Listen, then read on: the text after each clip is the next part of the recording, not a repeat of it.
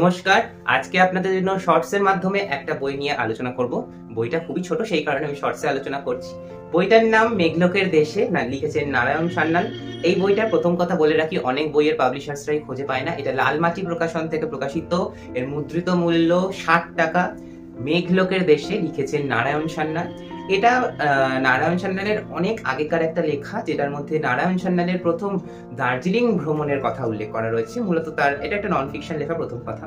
আর এটা একটা ভ্রমণ কাহিনী মূলত। তো তিনি ভ্রমণ করতে খুবই ভালোবাসতেন। তো তিনি যখন প্রথম দার্জিলিং গেছেন এবং টাইগার হিল থেকে যখন সানরাইজ দেখছেন কাঞ্চনজঙ্ঘার সামনে থেকে, তো তখন তিনি একটা এত সুন্দর অভূতপূর্ব ঘটনা যেন লক্ষ্য করেছেন সেই নিয়ে, এবং দার্জিলিং এর বিভিন্ন জায়গা তিনি ঘুরে দেখেছেন এবং বিভিন্ন জায়গার বর্ণনা আমাদের সামনে তুলে ধরেছেন। তার ডায়েরি থেকে সম্ভবত এই লেখাটা পাওয়া যায়। এবং বইটা একটা হার্ড কভার বাইন্ডিং বই, এবং এর ভিতরের পাতাগুলো না একটু হলুদ হলুদ। তো এটা হচ্ছে এই বইটার একটা বিশেষ বৈশিষ্ট্য, যে অন্যান্য পাতাগুলো সাদা হলেও ভিতরের পাতাগুলো হলুদ, মানে একটুখানি পুরনো লেখা, এটা বোঝানোর জন্য এরকম করে ডিজাইনটা করা হয়েছে। এই হচ্ছে বই।